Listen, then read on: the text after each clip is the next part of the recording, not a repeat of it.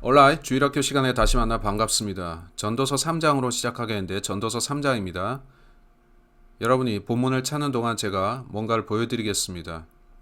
자, 이것은 검인데 플로리다 90번 고속도로를 타고 온 물건이고 저는 창고 세일에서 이걸 샀습니다. 그걸 여기 갖고 왔는데 오늘 우리가 이야기할 주제인 7번의 세계대전과 부합되는 물건이죠.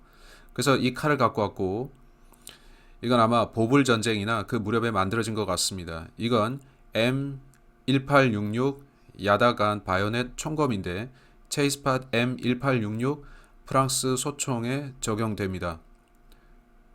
제가 너무 많이 말했죠? 예, 오케이. 전 이걸 창고 세일에서 찾았고 잘 찾은 것 같습니다. 이 영상의 끝에서 성경이 칼에 대해 어떻게 말씀하는가에 대해 좀 더 말하겠습니다. 저는 이 메시지를 하기를 고대해 왔는데 이걸 말할 수 있기를 오랫동안 바랬습니다. 우리가 성경학교에 있을 때 배우기로는 성경에 총 5번의 세계대전이 있다고 했습니다. 한데 하나님께서는 언제나 숫자 7을 사용하시죠. 성경학교에서 우리는 5개의 왕관을 배웠는데 저는 혹시 7개가 아닐까 생각했습니다. 하나님께서는 7을 사용하시니까요. 그래서 우리는 7개의 왕관이라는 주제도 살펴봤었는데 그건 잘 구성된 4부작 시리즈였었습니다. 7개의 좋은 왕관, 7개의 나쁜 왕관, 신자를 위한 7개의 왕관 그런 것이었고 이제 오늘 우리는 7개의 세계대전을 보겠습니다. 저는 언제나 그것이 7이라고 생각했는데 성경에는 총 5회가 나오고 그러면 다른 2번은 어디 있습니까? 저는 그것을 연구하고 기도했는데 그 2번은 영적 전쟁이었습니다. 우리는 영적 존재이며 육적 존재입니다. 여기 지상에서 5번의 세계대전이 있다고 성경이 말씀하고 여러분 그거 아셨나요? 숫자 5는 죽음의 수인데 흥미롭죠? 성경에서 일어나는 전쟁들은 불행히도 많은 죽음들을 보여줍니다. 우리는 그 5번의 세계대전을 보겠고 그 다음 저는 제가 발견한 나머지 2개를 말씀드리겠는데 그러면 총 7번의 세계대전이 되죠. 하나님께서 언제나 숫자 7을 사용하십니다. 하나님께서 전쟁을 시작하시는 건 아닙니다. 보통 전쟁을 시작하는 건 우리 쪽이죠. 불행히도 항상 전쟁이 있어 왔는데 인류 역사를 연구해보면 인류는 항상 서로에 대해서 전쟁을 벌여왔습니다. 그 이유는 시기, 증오, 분노 같은 이유들 때문인데 그것은 슬프고 또 슬프죠. 하지만 전쟁이라는 것은 현실입니다. 이제 전도서 3장 1절로 8절을 보겠습니다. 성경은 모든 것에 대해 시기가 있다고 하는데요. 하늘 아래 모든 일에는 시기가 있고 모든 목적한 것에는 때가 있으니 날 때가 있고 죽을 때가 있으며 심을 때가 있고 심은 것을 뽑을 때가 있으며 죽일 때가 있고 고칠 때가 있으며 허물 때가 있고 세울 때가 있으며 울 때가 있고 웃을 때가 있으며 애곡할 때가 있고 춤출 때가 있으며 돌들을 버릴 때가 있고 돌들을 함께 모을 때가 있으며 껴안을 때가 있고 껴안는 것을 금할 때가 있으며 얻을 때가 있고 잃을 때가 있으며 지킬 때가 있고 버릴 때가 있으며 찢을 때가 있고 꿰맬 때가 있으며 침묵할 때가 있고 말할 때가 있으며 사랑할 때가 있고 미워할 때가 있으며 전쟁할 때가 있고 화평할 때가 있느니라. 네, 전쟁이라는 것이 있는데 전 전쟁을 싫어합니다. 하지만 성경 전체에 걸쳐 전쟁이 등장하는데 전쟁이란 단어는 성경 전체에 229절에서 225번 나옵니다. 복수, 전쟁들이라는 단어는 13구절에 15번 나오고요. 성경은 인류의 역사를 보여주는데 그 역사는 피 흘린 역사죠. 안 그렇습니까? 이는 사람들이 피에 굶주려서 싸우기를 원하기 때문이죠. 싸우기를 원하죠. 불행히도 그들은 그렇게 합니다. 오늘 우리는 그걸 보겠는데 오늘날 우리 시대에 사람들은 1차 세계대전을 받고 물론 저는 그때 없었습니다. 여러분도 그럴 텐데 그 전쟁은 아주 오래전에 있었죠. 그 후에 2차 세계대전이 왔는데 여러분 중에 나이 드신 분은 그걸 아실 겁니다. 따라서 우리는 어떤 세계대전들을 현대사에 목도했는데 우리는 그 첫 전쟁을 1차 세계대전이라고 부르죠. 역사적으로 보자면 이때 1차 대전이 있었고 그게 언제였습니까? 1914년에서부터 18년까지였었습니다. 그건 엄청난 전쟁이었는데 독일에 맞서서 프랑스와 영국이 함께 싸웠고 나중에 미국도 가담했죠. 저는 영화 추천을 하고 싶진 않지만 헐리우드는 꽤 잘 만든 전쟁 영화들을 만들어 왔는데 저는 다큐멘터리물을 좋아합니다. 그러한 영화 중에 요크 상사라는 작품이 있는데 여러분은 요크 상사라는 제목의 흑백 영화 보셨나요? 크리스찬인 요크 상사는 1차 세계대전에 참전하는데 한 번은 제가 테네시주를 가로질러서 운전에 가다가 요크 상사의 생가 앞에 멈춰 섰습니다. 박물관인 그 집에 들어가서 제가 구경했는데 거기에 연로한 분이 앉아 계시길래 누구십니까? 했더니 그는 자신이 요크 상사의 손자라고 했습니다. 저는 그분과 복음을 나누려고 했는데 그는 거절했죠. 아이러니했는데 요크 상사는 크리스찬이었고 기도하는 사람이었습니다. 그 노인은 제게 요크 상사가 기도하던 산을 가리키며 알려줬습니다. 요크 상사는 제가 선발되었는데 어떻게 해야 되겠습니까? 하고 기도했다는 거죠. 요크 상사. 그는 전쟁 영웅이 되었는데 흥미로운 이야기죠.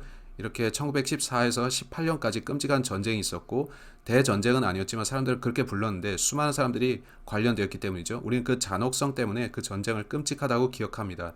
그때 겨자가스가 사용되었고 겨자가스를 살포해서 사람들이 죽었죠. 병사들은 언제나 방독면을 지참하고 다녀야 했고요.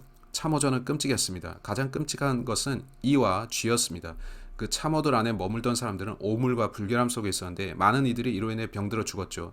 기억하실 텐데 그 전쟁에서 탱크가 처음 등장했습니다. 그 사상자 통계는 보수적으로 잡았을 때 3,700만 명입니다. 참 슬프지 않나요? 1,600만 명의 군인이 사망했습니다. 관련해서 이런 노래가 있습니다. Over there, over there 하는 여러분은 Over there라는 노래 기억하시나요? 주를 찬양하라, 탄약을 건네주라. 이 노래가 1차 세계대전 때 나온 거 아시나요? 전쟁은 끔찍하고 또 사악합니다. 스매틀리 버틀러 장군은 전쟁은 사기다 라는 어록을 남겼죠. 왜냐하면 전쟁을 통해서 부유해지는 자들이 있기 때문인데 어쩌면 여러분 중 그런 자들에 대해서 연구하신 분도 있을 텐데 저는 그런 일들의 배후에 있는 자들이 우연히 부자가 되었다 생각하지 않습니다. 전쟁은 끔찍한데 저는 전쟁을 증오합니다. 솔직히 말해 저는 전쟁을 싫어하고 끔찍하다 여깁니다. 그럼에도 그것은 일어나죠. 그들은 이번 전쟁은 모든 전쟁을 종결짓기 위한 전쟁이다 라고 했는데 그래서 어떻게 됐나요? 모르겠습니다. 20년이 더 지나서 2차 세계대전이 있었는데 약 20년 뒤였죠. 2차 세계대전이 일어났는데 여기서부터는 좀 더 제 개인적인 이야기가 나오겠네요. 왜냐하면 제 할아버지께서 2차 세계대전에 참전하셨기 때문이죠. 흥미로운 이야기가 있는데 제 할아버지는 해안경비대에 계셨습니다. 그는 텍사스주 시브룩에 살았는데 라포트시에 사셨죠.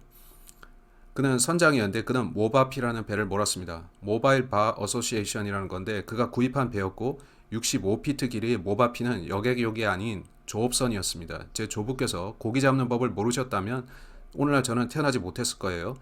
그는 노스캐롤라이나로 보내졌고 거기서 상륙용 주정을 훈련받았는데요. 여러분은 상륙 주정이 해변에 접근해서 문을 열면 병사들이 하선하는 거 아시죠? 조부께서 그 훈련을 받으셨습니다. 당국은 그들을 유럽으로 보냈고 대원들 중에 다수가 죽었습니다.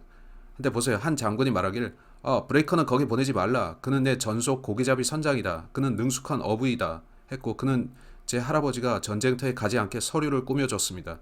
흥미롭지 않습니까? 전 잘 모르겠지만 그걸 요새식으로 백인의 특권이나 그런 식으로 불러야 될지 모르겠는데 어쨌든 제가 아는 것은 하나님께서 그를 전쟁터에 가서 죽지 않게 하셔서 제가 여기 있다는 거죠.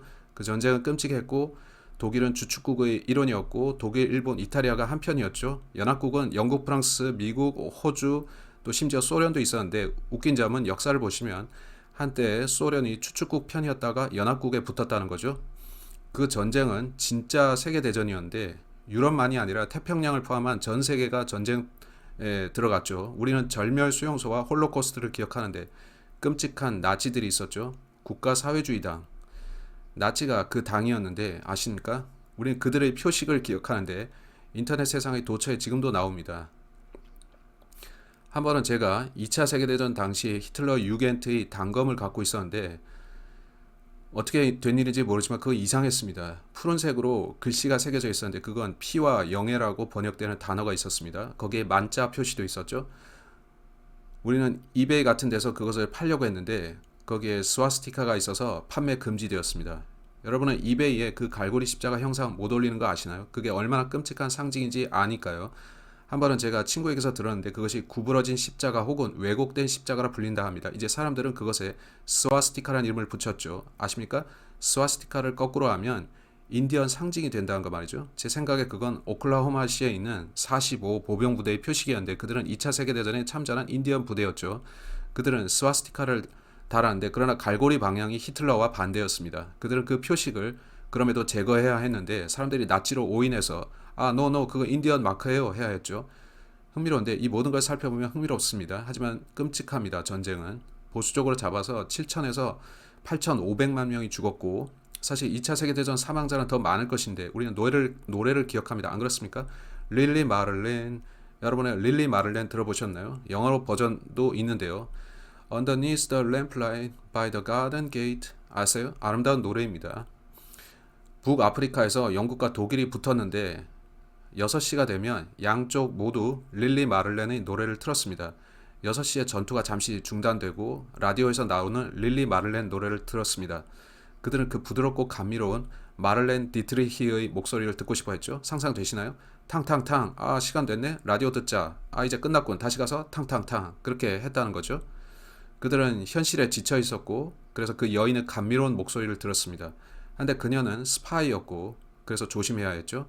우리는 도버의 흰 절벽이나 램버스 워크라는 노래도 기억하는데 글렌 밀러, 글렌 밀러의 음악, 작은 갈색 맥주잔, 미군 순찰 때 제가 어렸을 때 제 조부께서는 저를 앉혀놓고 글렌 밀러의 음악을 듣곤 하셨죠.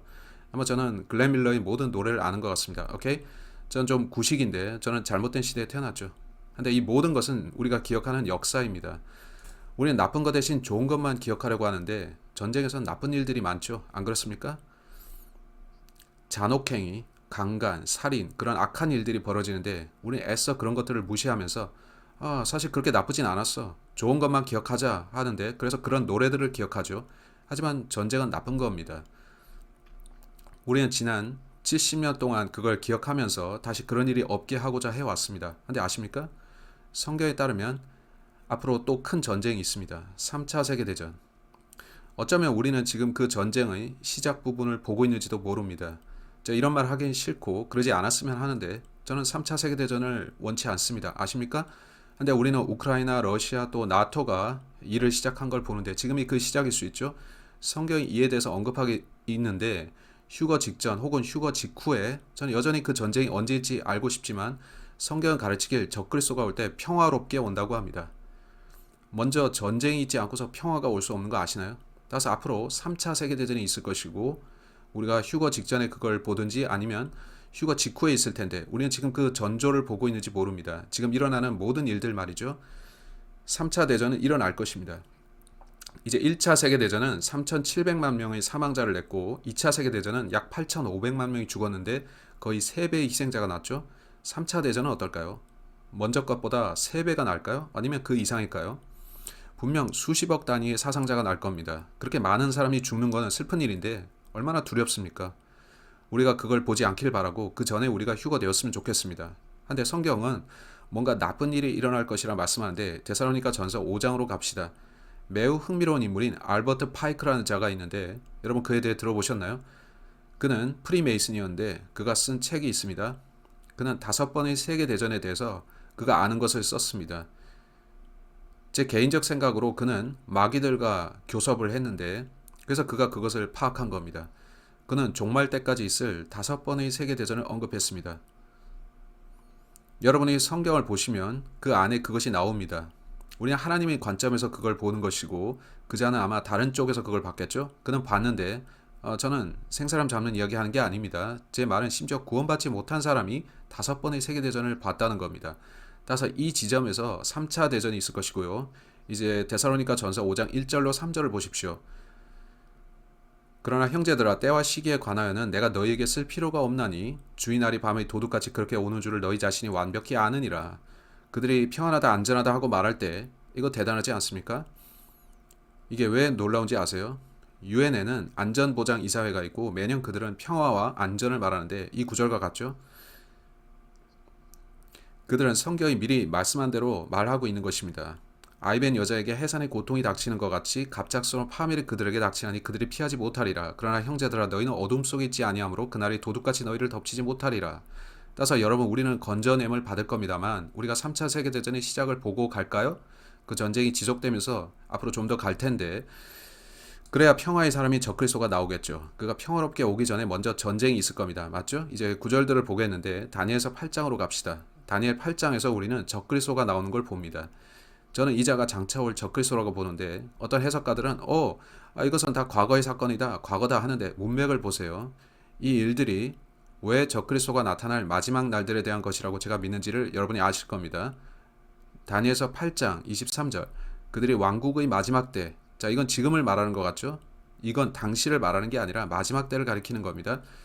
그들의 왕국의 마지막 때 곧 범법자들이 가득할 즈음에 사나운 얼굴을 하고 숨겨진 그의 뜻을 이해하는 한 왕이 일어날 것이요 저는 이 자가 적그리스도라고 봅니다. 그의 권세가 강력할 것이나 그것은 그의 권세로 말미암은 것이 아니니라. 그가 놀랍게 파괴하고 번영할 것이며 또 꾸준히 행하고 강력한 자들과 거룩한 백성을 멸하리라. 그 자들이 누구인가요? 저는 유대인들이라 보는데 그는 유대인을 대적할 겁니다. 이제 25절을 보세요. 그가 또한 자기 정책을 통해, 이상하지 않나요? 우리 정부 당국은 그들의 정책들을 말하는데 신임 대통령의 정책, 팔러스가 뭐죠? 그의 외교 정책이 뭐죠? 하죠. 제 말은 우리가 킹제임스 성경을 돌아갈 수는 없다는 건데 안 그렇습니까? 그가 또한 자기 정책을 통해 자기 손 안에서 속임수가 성공하게 하고, 이건 소름 끼치죠. 크래프트라는 걸 보면 저는 위치크래프트, 마법이 떠오릅니다. 어쩌면 그는 마법사일 텐데 전 모르죠. 자기 마음속에서 자기를 크게 높이며 평화를 빌미로 많은 사람을 멸할 것이요. 따라서 그는 평화롭게 옵니다. 여러분은 전쟁 없이는 평화를 볼 수 없죠. 따라서 이 말은 평화가 있기 전에 먼저 전쟁이 있을 거란 말 같습니다.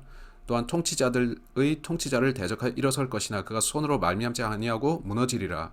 따라서 이 사람은 큰 환란 기간 중에 있다가 예수님이 오시는 때까지 있을 겁니다. 그는 평화롭게 올 것이고 그러기 전에 분명 전쟁이 일어나겠죠. 그래서 저는 3차 세계대전이 먼저 있을 것 같습니다. 자, 이제 다니엘 11장을 갑시다. 다니엘 11장 20절. 다니엘서 11장 20절은 이와 같이 말씀합니다. 그때 그 왕국의 영광 속에서 조세를 징수하는 자가 그의 영토에서 일어날 것이나 그는 몇 날이 못되어 분노나 전쟁으로 말미암지 아니하고 멸망하리라. 또 그의 영토에서 어떤 비천한 사람이 일어날 터인데 그들이 그 왕국의 존귀를 그에게 주지 아니하리라. 그러나 그가 평화롭게 들어와 아첨하는 말로 그 왕국을 얻을 것이며, 이렇게 우리는 평화라는 걸 봅니다. 하지만 평화는 갑작스런 파멸 없이는 오지 않죠. 따라서 평화 이전에 어떤 전쟁이 있습니다. 그 평화의 시기 이전에 전쟁이 있을 겁니다. 적그리스도는 평화의 사람으로 등장해서 계속 평화 하면서 세상을 장악합니다. 그 권력을 잡자마자 어떻게 되나요? 그는 또 전쟁을 시작합니다. 자, 이번의 경우에는 하나님의 사람들인 유대인들을 대적하는 전쟁이겠죠. 제가 7년 기간의 대환란을 믿는 이유가 거기에 있습니다. 제가 7년 대환란을 믿는 이유에 대해서 빨리 보여드리겠는데 계시록 11장으로 갑시다. 최우선적으로 다니엘의 계시는 마지막 한 주를 가리키고 한 주는 하루가 1년씩 7년입니다. 요한계시록 11장 1절에 우리는 이걸 봅니다. 요한계시록 11장 1절과 또 2절을 보세요. 또 내가 막대기 같은 갈대를 받았는데 그때 그 천사가 서서 이르기를 일어나 하나님의 성전과 제단과 그 안에서 경배하는 자들을 측량하되 성전 밖에 있는 뜰은 내버려 두고 측량하지 말라. 그것이 이방인들에게 주어졌으므로 그들이 그 거룩한 도시를 42달 동안 발로 짓밟으리라. 42달은 3년 반인데 여기에 3년 반이 나오고 그들이 먼저 3년 반 동안 성전 경배를 드리고 있습니다. 그리고 나서 3년 반이 또 오는 거죠. 그래서 저는 여기서 총 7년을 보는 겁니다. 또 다른 구절을 보여드리겠는데요. 요한계시록 13장으로 갑시다. 요한계시록 13장. 우리는 1절로 5절을 빨리 보겠는데요. 한번 보세요. 적그리스도에 대해서 말합니다. 내가 바다의 모래 위에 서서 보니 바다에서 7머리와 10뿔을 가진 한 짐승이 일어나는데 적그리스도는 짐승이라고 불립니다. 흥미롭지 않습니까? 그는 잔혹한 짐승인데 성경은 다른 데서 그를 잔인한 짐승이라 부릅니다. 잔혹한 자는 전쟁을 좋아하는 자인데, 그렇죠? 그의 뿔들 위에는 10개의 왕관이 있고 그의 머리들 위에는 신성 모독하는 이름이 있더라. 내가 본 그 짐승은 표범과 비슷하고 그의 발은 곰의 발 같으며 그의 입은 사자의 입 같은데 용이 자기 권능과 자기 자리와 큰 권위를 그에게 주었더라. 올해 유엔에 어떤 일이 있었는지 아세요? 그들은 유엔 건물 앞에 한 형상을 세웠는데 그 형상은 곰의 발과 사자의 입을 가진 표범 같았습니다. 큰 날개를 가졌죠. 여러분, 이게 우연이라고 보십니까? 아니면 그 용이 대담하게 내가 여기 있다, 내가 곧 갈 것이다 하는 시그널을 보내는 것일까요? 그렇게 보이죠. 또 내가 보니 그의 머리들 중 하나가 상처를 입어 죽게 된 것 같았는데 그의 치명적인 상처가 나오며 온 세상이 놀라며 그 짐승을 따르더라. 성경은 적그리스도가 권세를 얻고 나서 암살당할 것을 말씀합니다. 죽었던 그가 또 살아나는데 그는 예수님이 죽으심, 장사된 부활하심을 모방하죠. 마귀는 하나님이 행하시는 걸 모방합니다. 그들이 그 짐승에게 권능을 준 용에게 경배하고, 용이 누구인가요? 사탄이죠. 또 그 짐승에게 경배하며 이르되 누가 이 짐승과 같으냐, 누가 그와 전쟁을 할 수 있느냐 하더라. 그는 세계에서 가장 막강한 지도자가 될 것인데 전 세계 국가들의 군대를 자기 수하에 둘 것입니다.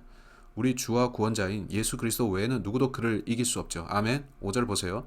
또 용이 그에게 큰 것들을 말하며 신성 모독하는 입을 주고 또 그에게 42달 동안 지속할 continue 권능을 주매. 42개월은 3년 반이죠. 그가 또 지속한다면 지속의 의미는 뭔가요? 그는 먼저 3년 반을 다스렸고 또 지속한다는 겁니다. 그래서 7년을 보십니까? 전 시간이 없지만 시간을 내서 데살로니가 후서를 신속히 보겠습니다. 데살로니가 후서 1장. 저는 적그리스도가 분리된 두 인격임을 봅니다. 적그리스도는 죄의 사람이며 또 멸망의 아들입니다. 그는 첫 3년 반 동안 죄의 사람으로 있을 것이며 그리고 나서 그가 암살당하는데 그때까지 그는 단지 사람이었었습니다. 그러다가 사탄이 그 안에 들어가고 그 후에 그는 멸망의 아들이 되죠. 유다를 기억하세요? 그는 멸망의 아들이었었는데 성경은 사탄이 그 안에 들어갔다고 합니다. 그래서 저는 총 7년이어야 된다고 보는데 그래야 요한계시록이 맞을 것입니다. 그래서 저는 미래의 7년 대환란을 믿습니다. 아멘. 많은 사람들이 이 부분에 대한 그들의 믿음을 바꾸는데 저는 그들이 성경을 신중히 살펴야 된다고 봅니다. 안 그렇습니까? 그들이 오직 3년 반의 환란을 가리킨다면 그리고 나면 그들은 어떻게 된다는 건가요? 그들은 아마겟돈에 예수님이 오실 때와 적그리스도가 올 때를 일치시켜 버리는데 그러면 그들은 적그리스도를 받아들이게 되고요. 그 끔찍하죠. 저는 그런 점에서 오류를 저지르고 싶지 않은데 저는 정확한 지식으로 사람들에게 경고하고자 합니다. 이렇게 7년 환란이 있는 것입니다. 다시 보겠는데 저는 7절 읽는 걸 깜빡했고 데살로니가 후서로 갑시다. 그 전에 먼저 계시록 13장 7절 보겠고요. 저는 모든 구절을 읽어야 되겠습니다. 요한계시록 13장 7절. 또 그가 성도들과 전쟁하여 그들을 이기는 것을 허락받고 모든 족속들과 언어들과 민족들을 다스리는 권능을 받았으므로 많은 이들이 이 본문을 보면서 이 성도들을 교회라고 합니다. 그들은 대환란이 없다고 하는 사람들이죠. 전 저 성도들은 환란 성도라고 봅니다. 왜냐하면 그들은 예수님을 위해서 저자에게 목배임 당해 순교하기 때문이고 성경은 그 목배임 당한 혼들이 하늘에 있을 것이라 하기 때문이죠. 따라서 그들은 예수님을 위한 순교자들이지만 우리 크리스찬들은 아닌데 우리는 적그리스도에게 패배당하지 않습니다. 오케이, 아십니까? 우리는 앞서 휴거될 겁니다. 저는 이 점을 설명하고자 했는데 언제나 이단에 속한 자들이 나와서 아멘, 우리 안에 들어오기 때문인데 그래서 저는 성경 어디에서 이걸 말씀한지 알리고자 했습니다. 이제 데살로니가 후서를 보겠는데 데살로니가 후서 2장 1절로 5절을 아주 빨리 보겠습니다. 형제들아 우리 주 예수 그리스도의 오심과 우리가 그분께로 함께 모이는 것에 의거하여 이제 우리가 너희에게 간청하노니 너희는 영으로나 말로나 혹은 우리에게서 받았다 하는 편지로나 그리스도의 날이 가까이 왔다고 해서 쉽게 마음이 흔들리거나 불안해하지 말라. 자, 이거 휴거를 말하죠. 아무도 어떤 방법으로든 너희를 속이지 못하게 하라. 먼저 떨어져 나가는 일이 일어나고 저 죄의 사람 곧 멸망의 아들이 드러나지 아니하면 그 날이 오지 아니하리라. 그는 두 개의 이름을 가졌죠. 그는 대적하는 자여 또 하나님이라 불리거나 혹은 경배받는 모든 것 위로 자신을 높이는 자로서 하나님처럼 하나님이 성전 안에 앉아 자기가 하나님인 것을 스스로 보이느니라. 이게 무슨 뜻인지 아시나요? 유대인들이 재건된 성전을 가질 것을 말합니다. 아직까지도 유튜브에서 어떤 사람들은 아니야, 유대인들은 성전을 재건하지 못할 거다라고 하고 있는데요. 그래도 성경은 성전이 재건될 것이고 적그리스도가 그 안에 들어가 자칭 하나님이 될 것이라고 합니다. 여러분이 이걸 기억하시길 바라는데 저는 잠시 그걸 설명하고자 합니다. 마귀는 하나님으로 자신을 보이고 싶어 하는데 그는 하나님이 계셔야 할 자리에서 하나님처럼 경배받고 싶어 하죠. 오케이, 그거 아시길 원합니다. 5절. 내가 여전히 너희와 함께 있었을 때 이 일들을 너희에게 말한 것을 너희가 기억하지 못하느냐? 아니요, 바울, 저는 거기 없었는데요. 여러분이 2000년 전으로 타임머신을 타고 되돌아가서 그때 바울이 뭘 가르치는지 듣고자 해도 여러분은 그가 히브리어나 헬라어로 하는 말을 이해하지 못할 겁니다. 우리는 아마 그가 무슨 말을 하지? 할 텐데 여러분은 구글 번역기를 돌려서 해석해야 될 겁니다. 따라서 우리가 보는 것은 적그리스도가 나타날 때 기본적으로 그는 거짓말쟁이라는 건데 그는 전쟁을 일으킬 생각뿐이지만 겉으로는 평화 하면서 올 겁니다. 그는 마치 루스벨트와 닮았는데 여러분은 루스벨트가 당선되기 전에 우리가 전쟁에 끼어들 일은 없을 것이다 라고 했던 거 아십니까? 대통령이 되고 나서 그는 전쟁에 나서겠다고 했죠. 여러분 이런 사람들을 조심하십시오. 그들은 자기들이 공언하는 것과 정반대로 행동하는 자들입니다. 어쨌든 요한계시록 17장을 봅시다. 계시록 17장. 여기서 우리는 소위 4차 세계대전을 보는데요. 4차 세계대전은 이쯤에서 일어나는데 제 쓸 자리가 있나요?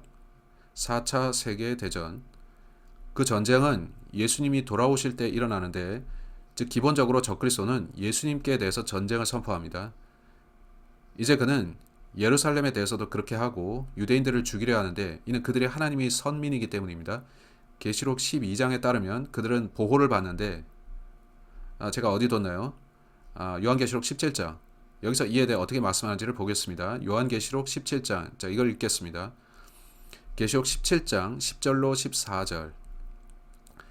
또 7 왕이 있는데 5은 망하였고 하나는 있으며 다른 하나는 아직 오지 아니하였으나 그가 오면 반드시 잠시 동안 머물리라. 전에 있었다가 지금은 없는 그 짐승은 곧 여덟째며 그 일곱에 속한 자라. 그가 멸망으로 들어가느니라. 내가 본 열 뿔은 열 왕인데 그들이 아직 아무 왕국도 받지 못하였으나 그 짐승과 더불어 1시간 동안 왕으로서 권능을 받으리라.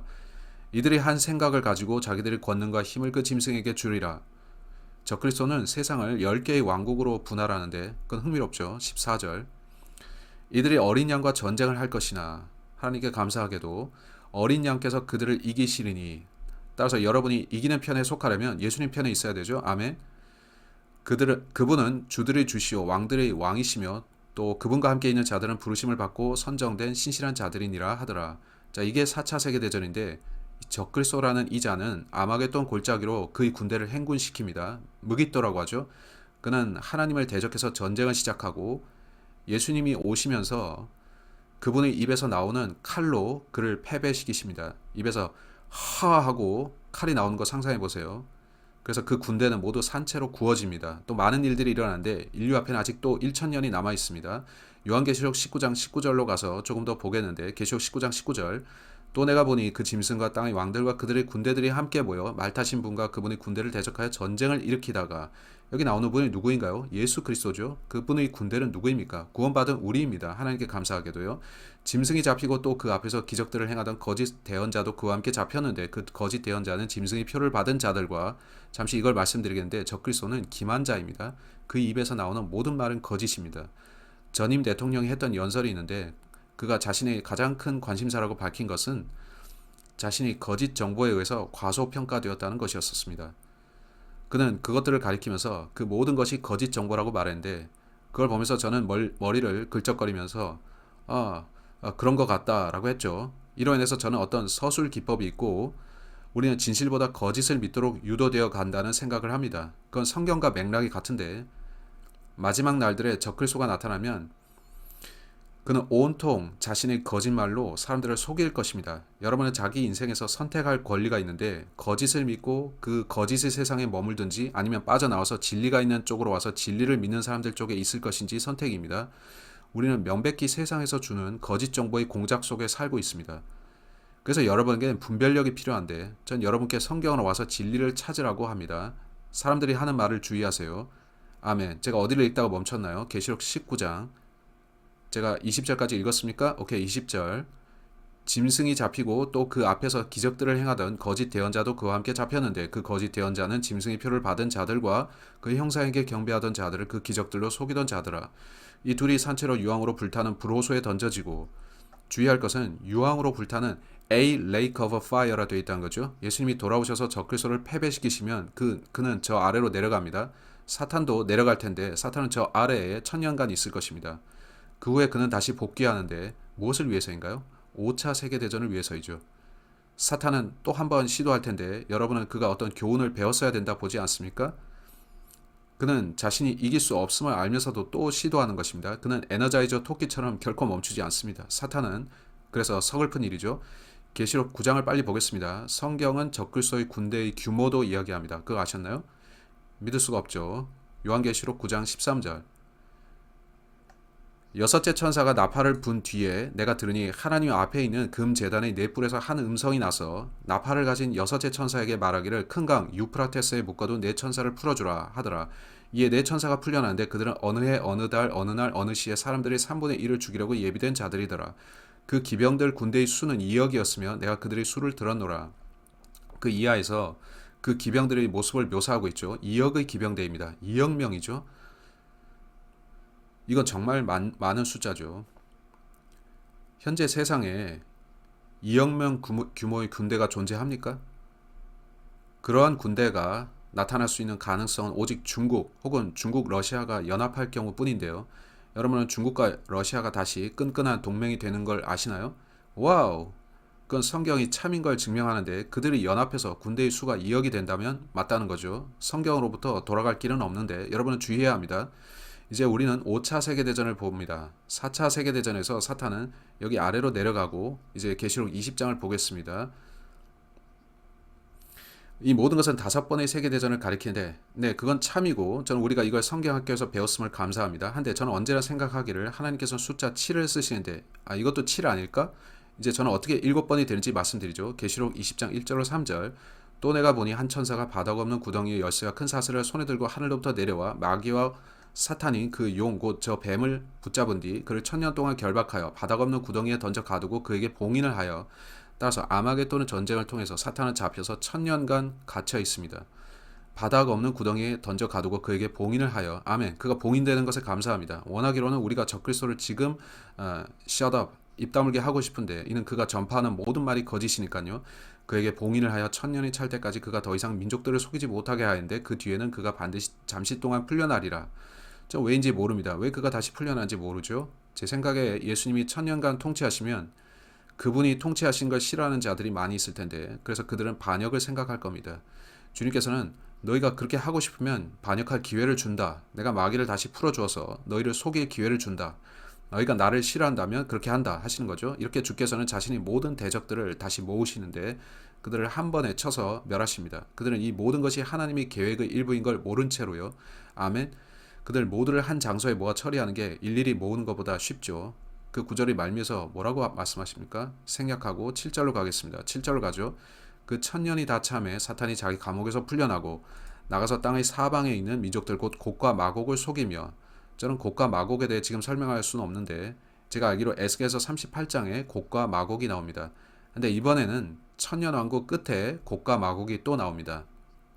어떤 사람들은 곡과 마곡의 전쟁이 지금 있을 거라고 합니다. 그렇다면 곡과 마곡의 전쟁이 두 번인 건데요. 저는 아직 이 부분을 정리하기 위해서 노력 중입니다. 아멘. 그것에 대해서 영상을 올릴 수도 있고 또 못할 수도 있는데 아직 확실한 결론에 이르지 못했습니다. 하지만 계시록의 곡과 마곡은 분명 천년왕국 끝에 있을 사건입니다. 오케이, 여러분 이걸 알기 원합니다. 8절을 보고 있었죠? 따라서 나가서 땅의 사방에 있는 민족들 곧 곡과 마곡을 속이며 그들을 함께 모아 전쟁하게 할 터인데 그들의 수는 바다의 모래 같으니라. 그들이 땅의 넓은 곳으로 올라가 성도들의 진영과 그 사랑받는 도시를 에워싸매 불이 하늘에서 하나님으로부터 내려와 그들을 삼켰고, 이 전쟁은 아주 신속히 끝나는데 그것은 이때 일어납니다. 이것이 5차 세계대전이고 마지막 세계대전이죠. 우리 그 다음 구절도 읽어야 하는데요. 또 그들을 속인 마귀가 그 짐승과 거짓 대언자가 있는 불과 유황 호수에 던져져서, 여기 주목할 점은 불 호수가 The Lake of Fire라는 거죠. A Lake of Fire가 아니고요. The Lake of Fire and Brimstone. 그들의 영원 무궁토록 밤낮으로 고통을 받으리라. 그 모든 군대도 그러할 텐데 그와 함께한 모든 자들이죠. 이제 여러분은 5번의 세계대전을 봤는데 이제 5번이죠. 근데 저는 7번이 있다고 했습니다. 저는 지상에서 있을 물리적인 세계대전만 지금까지 언급했는데 여러분은 영적 세계가 있는 거 아십니까? 영적 전쟁 또는 영적 전투라 불리는 일들이 있는데 이제 이사야서 14장으로 가겠습니다. 여러분이 이사야서 14장을 찾는 동안 전 여기에 첫 번째 세계대전을 표시하겠습니다. 사실 이건 우주 전쟁인데 그렇게 말할 수 있겠죠? 그때 루시퍼라는 자가 있었고 루시퍼라는 자는 하늘에 있었습니다. 이 루시, 저는 루시라고 쓰겠는데 이 루시퍼는 오늘날 우리가 사탄 혹은 마귀라 부르는 그 자입니다. 그는 자신이 하나님을 이길 수 있다 생각했습니다. 그는 창조주에게 전쟁을 선포했는데 그가 어떻게 했냐 하면은 내가 그를 몰아내고 그를 제거하겠다 했습니다.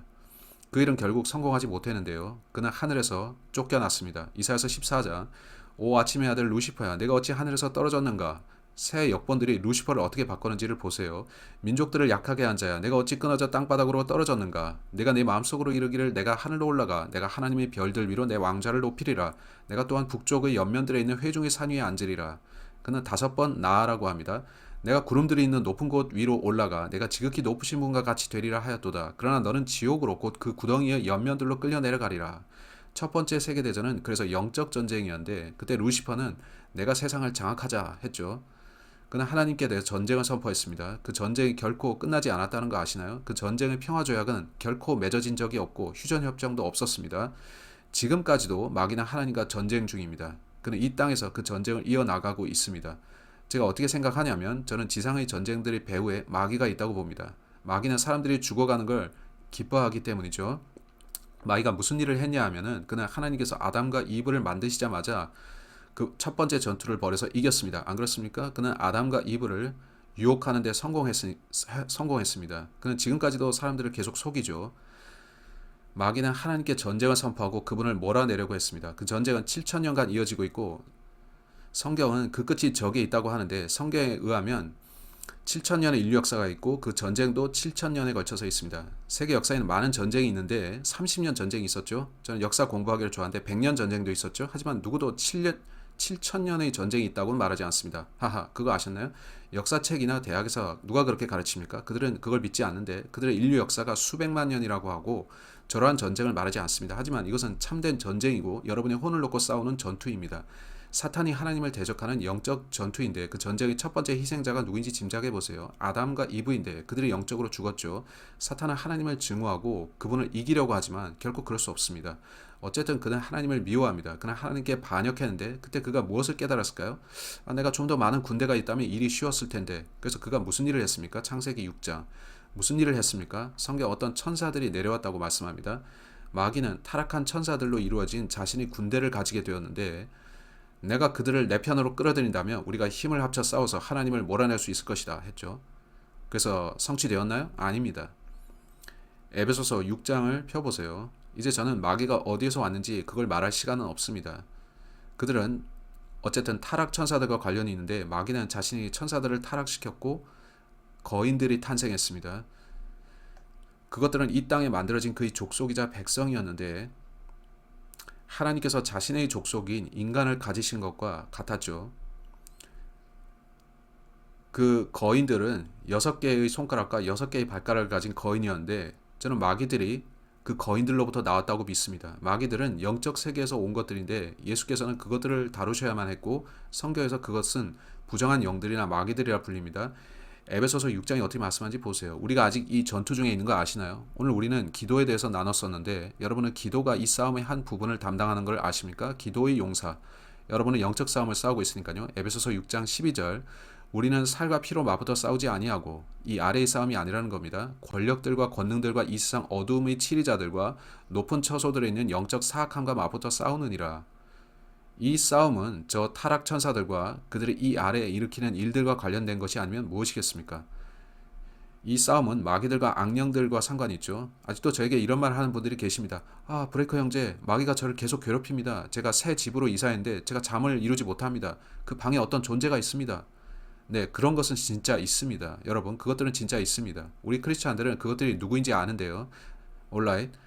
그것들은 여러분에게 거짓말하면서 자기들이 외계에서 여러분을 도우러 온 외계인이라 속이기도 합니다. 그들이 여러분과 접촉해서 도와주려고 한다고 속이는데요. No, 성경에 따르면 그것들은 높은 처소들에 있는 영적 사악함입니다. 그것들에 주의하고 경계하세요. 따라서 지난 4,500년 동안 저 그렇게 말할 수 있다고 보는데 저 6장의 일들이 일어난 시기를 산술적으로 따져보면 저기에 천사들과 마귀들과의 영적 전투가 있었습니다. 제가 은사주의 교회에 있을 때 읽었던 책이 기억이 납니다. 그건 어둠을 꿰뚫고 라는 책인데 마이크 형제가 그거 읽어봤는지 모르겠습니다. 그것은 영적 세계에 대한 내용인데 마귀들과 천사들이 싸우는 그런 내용입니다. 저는 그런 일이 있다고 보는데 성경에선 주의 천사가 검을 들고 나타나고 따라서 그런 것들이 있지만 너무 자세히 말하진 않겠습니다. 저는 수호 천사들이나 그런 걸 말하진 않겠는데 어쩌면 그런 것들이 있겠지만 성경에는 자세히 나오지 않고 그래서 많이 말하지 않겠습니다. 어쨌든 영적 전쟁 또 영적 전투가 있는데요. 우리는 기도해야 합니다. 아멘. 기도는 우리가 그 싸움을 싸우는 방식입니다. 이제 전도서 8장 8절로 가겠습니다. 따라서 저는 첫 번째 전쟁은 영적 전쟁이었다고 봅니다. 그건 가장 오래된 전쟁인데 인류 역사 전체가 거기에 포함되고 그것이 영적 전쟁입니다. 누구도 그것에 대해서 말하지 않는데 여러분은 일요일 오전 미국 전역과 전 세계 교회들에서 그것에 대해서 말한다고 생각합니까? 분명 아무도 언급하지 않을 것입니다. 안타깝죠. 그 전쟁은 모든 전쟁들 가운데 가장 큰 것임에도요. 또한 인류 역사에서 가장 오래된 전쟁이고요. 전도서 8장 8절.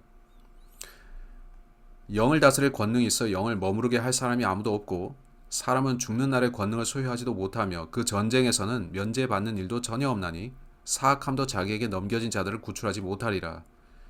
흥미롭게도 러크만 박사는 그 전쟁에서 면제받는 일이 없다는 설교 메시지를 전하곤 했죠. 한데 이 문맥은 어떤 것인가요? 영입니다. 영적 전쟁이죠. 이 세상에서 우리는 영을 갖고 사는데 우리는 몸, 혼, 영으로 되어 있습니다. 우리는 저 마귀의 영들 중 하나를 갖고 있을 수도 있고 성령을 가졌을 수도 있습니다. 여러분은 어느 쪽을 택하겠습니까? 네, 1992년 7월 29일 저는 성령 쪽을 택했습니다. 전 성령으로 봉인되었는데 그래서 악한 것들은 제 안에 들어오지 못합니다. 그것들은 저를 놔둡니다. 하지만 외적으로 다른 사람들이나 환경을 통해서 저를 혼란스럽게 하려고 하죠. 영적 전투가 벌어질 때 여러분이 할 수 있는 최선은 먼저 구원을 받고 성령께서 여러분 안에 거하심으로써 여러분이 그 싸움에 이길 수 있게 하는 것입니다. 마귀는 구원받고 성령을 소유한 여러분을 차지할 수 없고 여러분을 소유로 할 수 없습니다. 구원 받으셨습니까? 여러분은 성령 안에서 하나님을 사랑하십니까? 혹은 여러분은 다른 영, 곧 더러운 영, 마귀의 영을 지녔습니까? 예수님께서 여기서 지상사역을 하실 때 그분은 항상 저 더러운 영들과 다투셨습니다. 그의 사역 중에 베드로와 바울을 비롯한 초기 사도들도 마찬가지였습니다. 지금까지도 종종 우리는 그런 것들을 다루게 되는데요. 마귀가 하는 일이 뭔가요? 기억할 것은 마귀들은 영적 세계에 속했다는 것입니다. 마귀는 하나님과 싸워 이기고 영적 세계에 있는 그분의 보좌를 탈취하고 싶어 합니다. 하나님께서는 이 세상 물리적 세계를 창조하셨는데 그때 어떻게 되었나요? 마귀는 나는 이 물질 세계가 마음에 들어 이걸 차지해야지 하고 그걸 혼탁하게 만들었습니다. 마귀는 하나님과 싸워서 그분을 보좌에서 쫓아내고 자신이 하나님으로 경배받는 데는 실패했습니다. 그 마귀가 한 일이 뭔가요? 그는 자신이 하려고 했던 일을 저때 하게 됩니다. 하나님께서 거하셔야 할 유대 성전에 들어가서 그 지성소에서 내가 하나님이다 하고 선언하는 겁니다. 3년 반 동안 그는 하나님처럼 숭배받을 겁니다. 그는 저 위에서 그 목적을 이루지 못했고 이 아래에서 소원을 이루지만 그 기간은 극히 짧습니다. 여러분은 마귀가 약 2000년 전에 자신이 승리했다고 생각했던 거 아세요? 예수께서 십자가에 달리시고 죽으셨을 그때 말이죠. 제가 장담하건대 마귀와 그의 부하 마귀들은 십자가 주위를 춤추며 돌면서 웃고 결국 우리가 이겼다 했을 겁니다. 그들은 사흘 동안 즐거워했을 겁니다. 장담컨대 그들은 영적 세계에서 전무후무한 성대한 잔치를 벌였을 것이고 장담컨대 그들은 매일 무덤가에 와서 하하 그가 아직 그대로 있구나 했을 건데요. 사흘이 지나 그들이 와서 그가 어디로 갔지? 그가 어디로 갔지? 했을 텐데 그는 없어졌고 일어나신 거죠. 하나님께서는 승리를 선언케 하려고 한 천사를 내려보내셨죠. 그는 여기 계시지 않다. 그는 부활하셨다. 아멘. 하나님께서 이기신 겁니다. 이것에 아멘 합시다. 여러분이 마귀 편을 택했다면 그건 바보짓인데요. 오케이? 여러분은 지는 쪽을 택한 겁니다. 여러분은 올바른 쪽을 택해야 하는데 그리스도의 편이죠. 따라서 이것이 7번의 세계대전인데 따라서 우리는 2차례의 영적 전쟁 이건 그래서 3번째로 바꿔야겠는데 이건 4번째가 되고 이게 5번째죠. 그리고 6차가 여기 있고 7차가 끝입니다. 저는 의도적으로 이것을 우리 시점에서 봤는데 우리는 이러한 관점으로 보지만 하나님께서는 저 위에서 보십니다. 물리적 전쟁들이 일어나는 이유는 위에서 일어나는 일들 때문입니다. 마귀가 싸움을 시작했고 마귀는 세계대전을 일으킵니다. 그들은 1차 세계대전이 유대인들을 위한 땅을 마련했다 하고 2차 세계대전은 그 땅을 위한 유대인들을 준비했다고 하는데 여러분 이런 말 들어보셨나요? 왜냐하면 1차 세계대전과 함께 벨푸어 선언이 있었고 유대인들이 그 땅으로 돌아갈 여건이 조성됐습니다. 국제연합은 유대인들에게 그 땅을 나눠줬고요. 2차 세계대전과 함께 유대인들은 그 땅으로 돌아갔죠. 그러면 이제 남은 것은 성전이 재건되는 것입니다. 3차 세계대전은 마귀가 그 유대인들을 제거하려고 일으키는 것인데 그가 성전에 앉아서 하나님이라고 선언합니다. 이거 보십니까? 여러분이 구원받은 크리스찬이라면 이런 거 알아야 됩니다. 여러분이 저 같은 세대주의자 또 바이블 빌리버라면 말이죠. 마귀가 하려는 일은 그래서 세상 정복입니다. 요한계시록 12장 9절로 가겠습니다. 그는 자신이 이길 거라고 생각합니다. 하지만 그는 이길 수 없는데 마귀는 이기지 못합니다. 아멘. 요한계시록 12장 9절 그래도 그는 끝까지 시도할 텐데 불행히도 그는 몇몇 전쟁들에선 이겼고 그러나 저 전쟁에선 이기지 못할 겁니다. 요한계시록 12장 9절 그 큰 용 즉 저 옛뱀 곧 마귀라고도 하고 사탄이라고도 하며 온 세상을 속이는 자가 내쫓겼는데 그가 땅으로 내쫓기니 그의 천사들도 그와 함께 내쫓기니라. 그는 자신의 군대를 가지게 되지만 그 군대와 함께 그는 불호소에서 운명을 마감합니다. 여러분은 제 심금을 울리는 게 뭔지 말씀드리자면 저는 제가 이기는 편에 속했다는 겁니다. 아멘. 여러분은 I am on the winning side. Yes, I am on 하는 찬송 들어보셨나요? 정말 그렇습니다. 이제 이사야서 2장과 함께 끝내겠습니다. 저는 전쟁이 싫습니다. 전 사람들이 다쳐서 고통스럽게 죽는 걸 보기 싫은데 마귀는 우리를 미워하기에 그런 것을 좋아합니다. 우리는 하나님이 창조물이니까요. 그는 하나님과 또 하나님과 관련된 모든 것을 미워하는데 그는 사람들이 고통받고 죽어가는 걸 원합니다. 근데 예수님이 돌아오실 때 무슨 일이 있을 거 아십니까? 여기 천년왕국에서 1000년 동안 어떤 전쟁도 없을 겁니다. 그 끝에 한번 일어나겠지만 그 전쟁 아주 빨리 끝날 것이고 천년왕국 기간 동안 또 영원시대 동안 어떠한 전쟁 무기들도 없을 것입니다. 자, 이런 것도 이런 칼도 없을 거 아십니까? 이사야서 2장을 봅시다. 이사야서 2장 1절로 4절 아모스의 아들 이사야가 유다와 예루살렘에 관하여 본 말씀이라. 마지막 날들의 주의 집의 산이 산들의 꼭대기에 굳게 세워지고 작은 산들 위로 높여질 것이며 모든 민족들이 그곳으로 흘러들이랴. 주께서 적그리스도를 패배시키신 후에 이렇게 되죠. 많은 백성들이 가며 이르기를 너희는 오라 우리가 주의 산으로 올라가고 야곱의 하나님의 집으로 올라가자. 그분께서 자신의 길들을 우리에게 가르치시리니 우리가 그분의 행로들로 걸으리라 하리라. 이는 법이 시온에서 나오며 주의 말씀이 예루살렘으로부터 나올 것이기 때문이라. 예수께서 예루살렘에서 다윗의 보좌에 앉아 천년간 그 왕국을 통치하신다 말이죠. 그분께서 민족들 가운데서 심판하시며 많은 백성들을 꾸짖으시리니 그들이 자기들의 칼을 쳐서 쟁기날을 만들고 자기들의 창을 쳐서 가지치는 낫을 만들리라. 민족이 민족을 대적하려고 칼을 들지 아니할 것이며 그들이 다시는 전쟁을 배우지 아니하리라. 이러한 모든 무기들은 밭가는 기구로 바뀔 것이고 또 농기구로 바뀔 겁니다.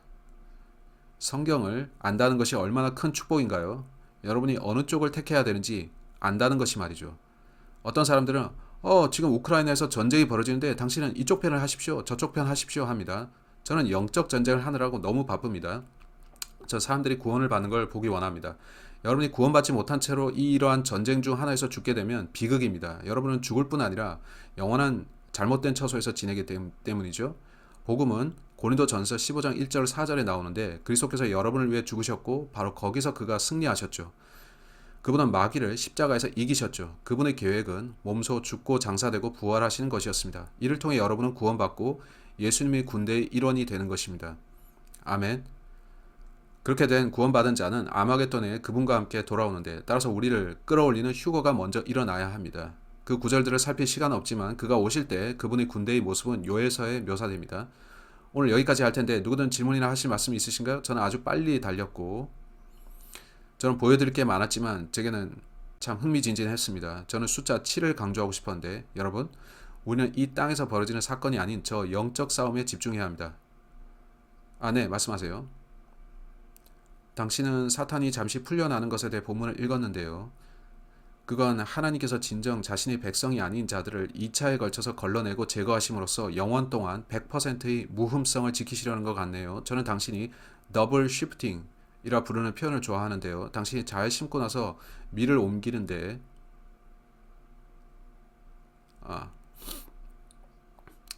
더블 쉬프팅이란 표현을 당신이 잘 심고 나서 밀을 옮기는데 그건 농업적으로 쓰는 개념이죠. 네, 하나님께서는 여기서 나쁜 이들을 제거하시고 저쪽에서도 나쁜 이들을 제거하십니다. 이것 또한 그분의 목적과 계획입니다. 어느 편에 속할 것인지 결정하는 것은 당신의 뜻입니다. 여호수아가 말했듯이 오늘 너희가 누구를 섬길지 정하라가 됩니다. 아멘. 당신 어느 군대에 들어갈지 결정해야 합니다. 저는 주님의 편에 속했고 아멘. 저는 그분의 군대에 속하고자 합니다. 여러분 또한 그렇게 되시기 바랍니다. 누구든 다른 질문이나 코멘트 있으십니까? 온라인? 이번 시간에 모두의 은혜가 되었길 바라며 오늘 우리는 음식을 먹고 즐겁게 교제하겠습니다. 저기로 가셔서 좋은 강의 시간을 좀 더 갖도록 하겠습니다. 아멘. 갓 블레스. 감사합니다.